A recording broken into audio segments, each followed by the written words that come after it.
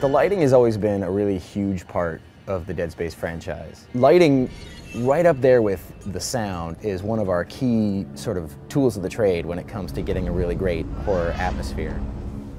On a lot of game teams, you won't have any dedicated lighters, just the people who build the sets sort of also throw the lights on them. Here we have as many lighters as we do character people, because to us, like, the lighting really is almost like a character. I always try to ask the lighters to have at least the light doing something, either fritzing or fading or changing color all the time. Dead Space is much more a world that needs some sort of unwrapping and exploring, and we try to use the lighting to be another character in the world that you're sort of negotiating with, and sometimes it's your friend and sometimes it's your enemy, and it is always changing and moving underneath you and alive, and something that you have to sort of contend with. Having worked on Dead Space 1, and we were pretty much, our environments were the ship, the Ishimura ship, and we didn't have a lot of variety.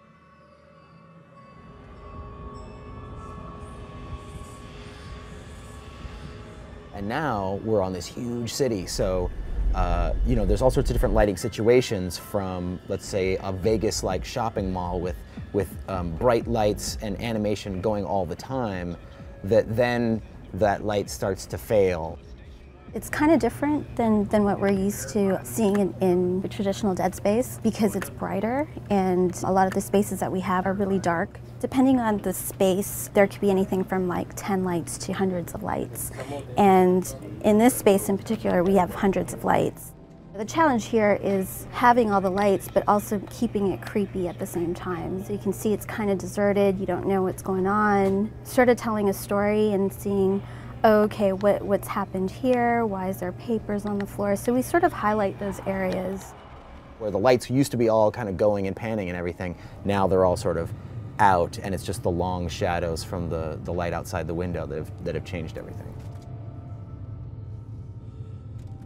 The main character has a spotlight the whole time, and that really can dictate how the player sees things and what their experience is like.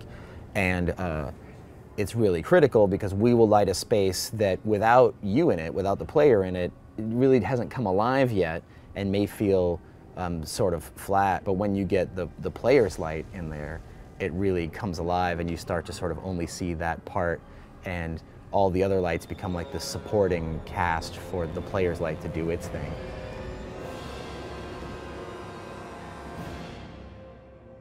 So we went back and looked at classical paintings, a lot of Rembrandt and a lot of the Dutch masters around that time, when they started to really get lighting in a tangible way, and those paintings were really about how the light came in, would illuminate a scene. And I think you can see a lot of that in sort of our strategy. A lot of times you see like stuff set on spaceships, right, sci-fi stuff. There's a lot of like beeps and boops and green light and red light and pink light and sort of, I don't know, it's like this candy cane world of high-techiness, and again, just trying to sort of show off the high-techness stuff. That can lead to sort of a fanciful, fantastical atmosphere, and that's not what we wanted at all, right? We want white and yellow lights that are sort of very realistic and conservative, that really lead to a grounded, believable atmosphere where bad things are really happening. I think the best inspiration comes from just real life. So people, the lighting team will come in and have examples, or they'll even, set up little tiny lights and do stuff at their desk, trying to sort of create interesting shadows or create little stories like that. And yeah, we're always looking for inspiration. Hi, I'm Gunnar Wright. I play Isaac Clarke in Dead Space 2. I'm up here at EA, took the motorcycle from LA, and living the dream.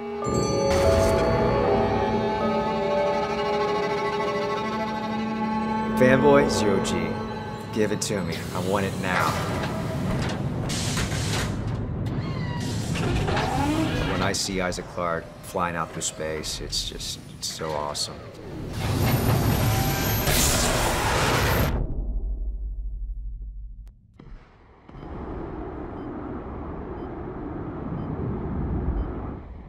But I think really from an acting perspective, one of the best scenes is, for me personally, is the one where Isaac's gonna let Ellie go. Isaac, what are you doing? It was a great emotional, pivotal point of the game, and it resonated a lot with me. What are you doing? Open the door right now! Emergency launch cycle initiated. No! No! No! Don't you dare! Don't you dare launch the ship! Isaac!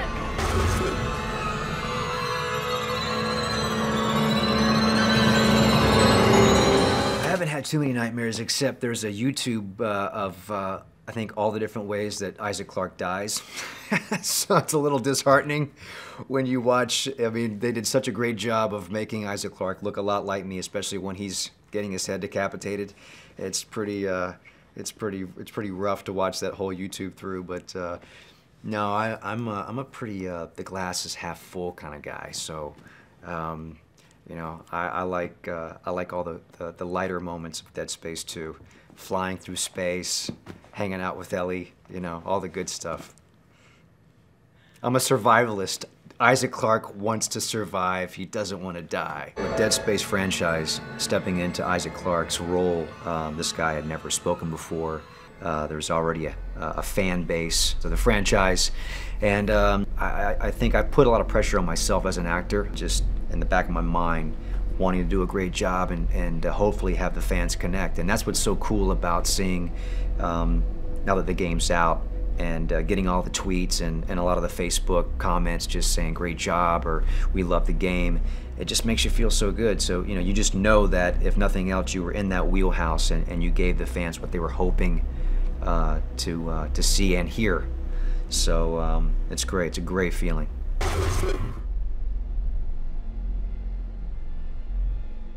I think Isaac Clarke really represents the type of roles that I like best, because he's a guy's guy. He's a normal dude. He's someone that is just thrusted into some extreme circumstances.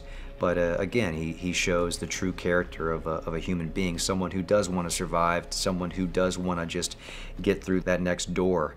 And that resonates a lot with me. I've had a chance lately to play a few similar characters, and I don't know, I just find them much more, probably truer to myself, but also there's so many more layers to a person like that. And I think they're a lot more real. I think a lot of people can relate to an Isaac Clarke. You complete bastard! Was this your great plan? Dump me off and die? Full of bad ideas, remember? Yeah, well, here's another one. I'm crashing through the roof to get you. Now move your ass. Wait, no, Ellie, it's too late. Stay clear of the station. Yeah, well, you don't really have a say this time. Heads up.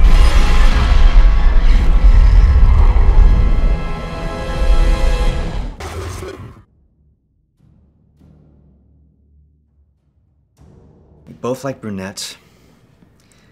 Definitely like Zero G. And we both don't like to die, especially in the kind of ways that these crazy people here like to orchestrate death.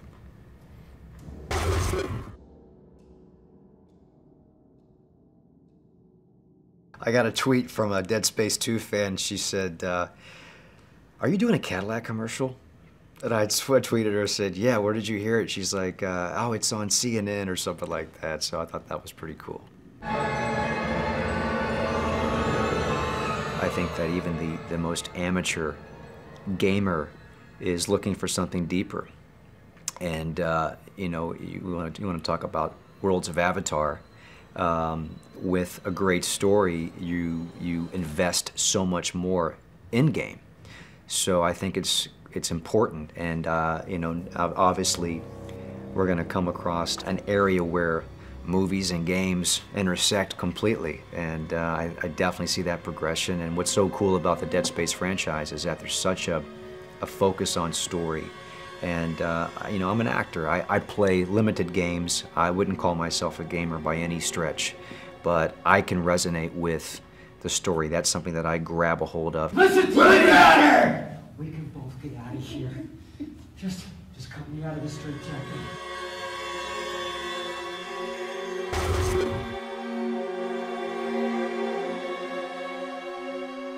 Working MOCAP is completely different than being on a traditional set, just because you don't have anything, even wardrobe, to get into a headspace or get into a mindset.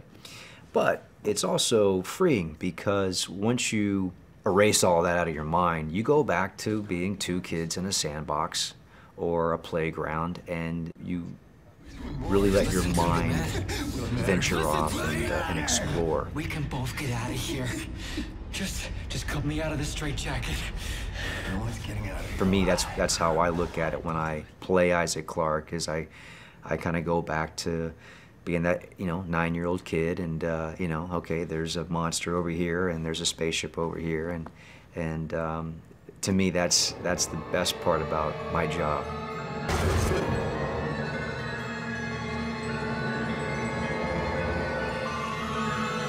I liked, Strauss is just such a cool character. That was amazing what Clarke did. Ready and action. Isaac, through here! Through here! Remember me? Hurry! Patient 5!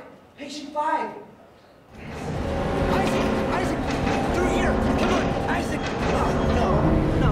Isaac, remember me? Patient 5! Patient 5, remember? Do you remember?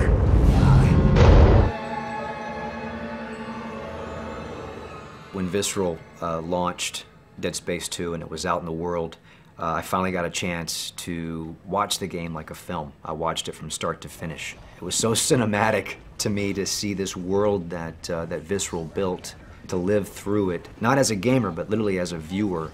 It was amazing to finally see it all done. During production of Dead Space 2, Chuck and the production team would show me snippets and clips of the world as we were going, but it didn't really hit me until the game was released, and I got a chance to watch the game from start to finish like a movie. Everything connected, the story, the worlds. It was just amazing. And to be here today and to meet a lot of the crew who built the game, and to see the scope of Dead Space 2, it's such a great feeling, So many people put a lot of passion into this franchise, and I'm just excited that the fans connected with it. So I had a friend of mine, I said, you know what, I'll retire when I get my own action figure. And technically this is it. This is Isaac Clarke, but you don't see his face, so I still got some years left.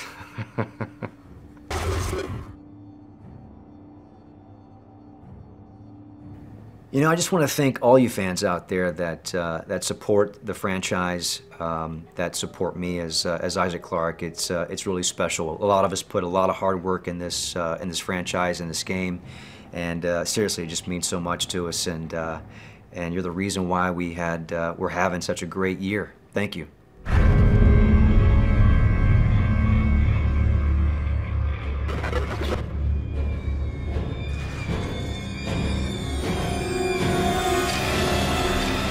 VFX range from lighting and bloom, screen lens flare effects, particle systems that include stuff like fog, haze, steam, smoke, fire, explosions, blood, weapon effects, and a UI.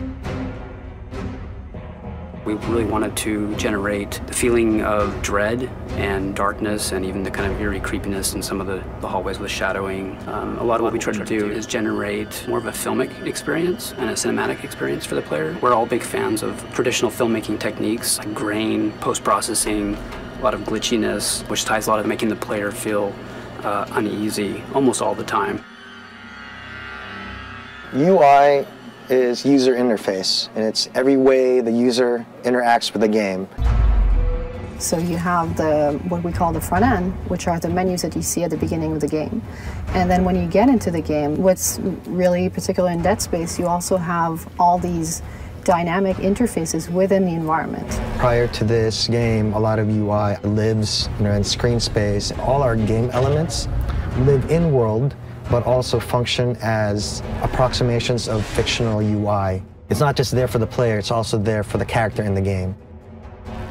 One of the things that Ian was really pushing for was a very broken future, like where everything felt depleted. And so even though it's a very futuristic look at UI, we had to make sure that it felt a little broken. So everything was a little bit flickery, and everything was a little bit more janky than most UI. The feeling that maybe at some point it might break down was important.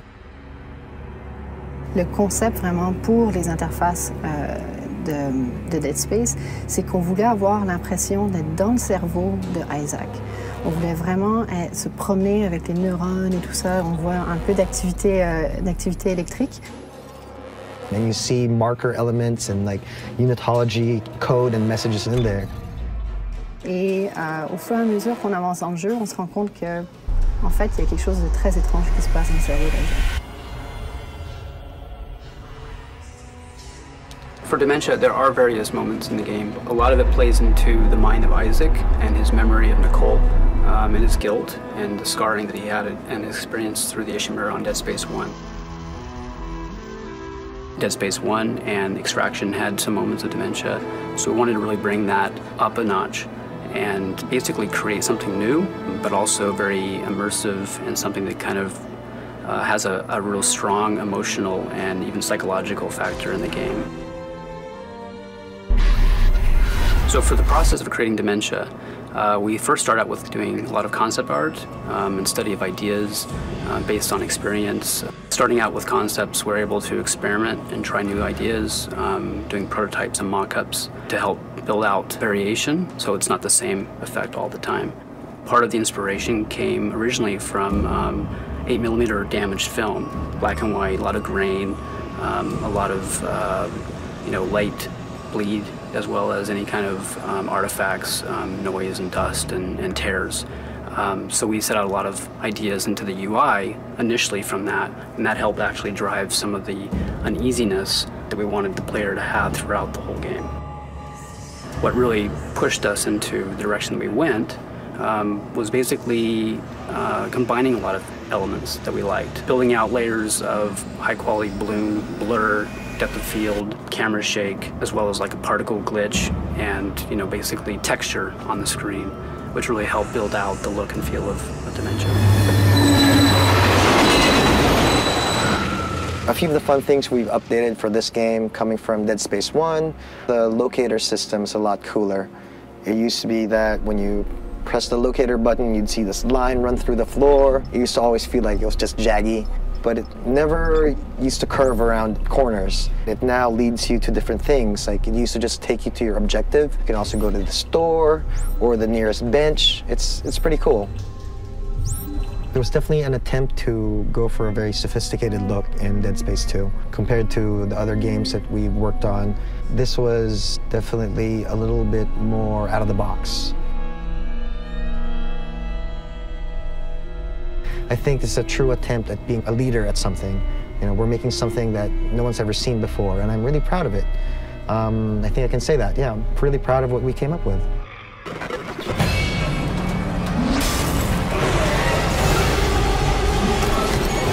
Story is extremely important in any video game. I think one of the things that really gets people invested in playing is wanting to discover what's happening. The thing we didn't want is people to say, they just didn't really do anything. They just did and repeated Dead Space 1 again. You can sell just shooting necromorphs in the limbs for a while, but that, after a while, that has to have a context in which to sit. We took something that started with kind of a cliched idea, space miners getting attacked by aliens in space, and we embellished on it, added our own twist to it, created our weird religion that we layered on top of everything. We created the ancient artifact, the marker, the enigma of the whole story, and we threw all those elements together. I feel like what we ended up with in the end was actually something really unique. A lot of games will basically make a movie, chop it up, and then put gameplay in between the bits of movie, right? Right. For Dead Space, and Dead Space 2, it was so important to maintain the immersive nature of that horror experience. We never wanted to pull people out and tell them, hey, you're watching a movie. We wanted people to always experience it as, hey, I'm in this movie. We kind of came around to the idea of our video log system and the way that we approach those in-game storytelling moments. We really strive to make sure that the player has some degree of control during those sequences. Not cutting away means that we have to kind of contend with the fact that people could miss something. So we put a lot of effort in trying to craft those sequences to make sure that the player not only gets the key critical story element, but also feels like they're still attached to the game. Later. But at least we made it, right? I love the character of Isaac Clarke. In Dead Space 2, it was a huge opportunity, I felt, to really embellish that character and really pull out all the themes and elements that we wanted to explore. Good stories tend to revolve around a character that has something wrong with them, something that's identifiable. We go for kind of a very realistic character. They're not hyper-realistic. They need to look like everyday people that we can relate to, believe in. In Dead Space 1, he was a mute protagonist. It didn't say anything. He always had his helmet on. You only got to see his face at the very beginning and at the very end. And it kind of covered up some of the personal elements of him. It was really more about what the player was imagining that he was thinking or doing or reacting to. DS2, so new challenge arrived, was to create a different suit through the game and to be able to see the face of Isaac. Give him a personality, and I did more detail into the texture and the model. With Dead Space 2, we really wanted to focus the story around Isaac, tell the story of what happened to him emotionally in between the two games and kind of how that manifests itself again as, you know, that conflict with Nicole. She makes a return appearance in the form of an inner demon, so to speak, something he's dealing with. And that's not seen by anyone except, of course, the player and Isaac. She evolves through Dead Space 2 to reflect the things that are going on in Isaac's mind, and any breakthroughs that he makes are reflected in her character.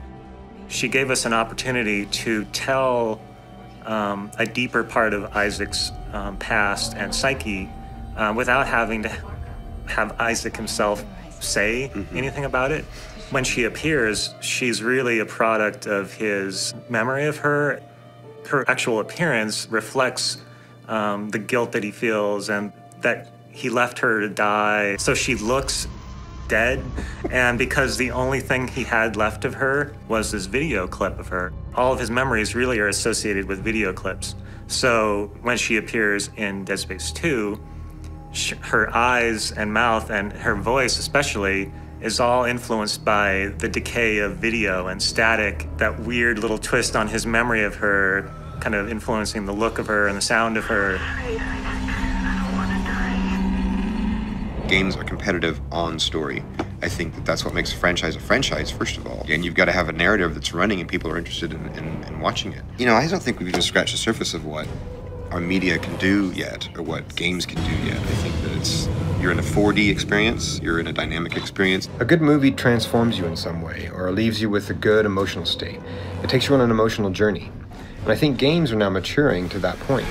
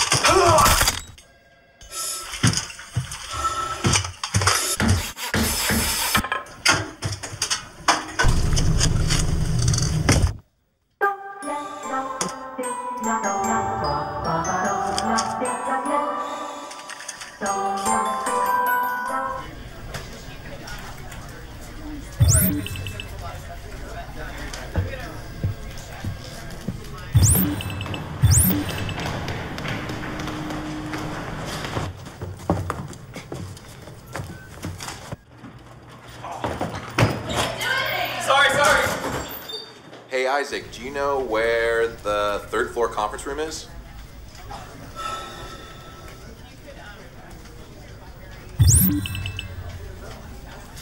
Cool, thanks.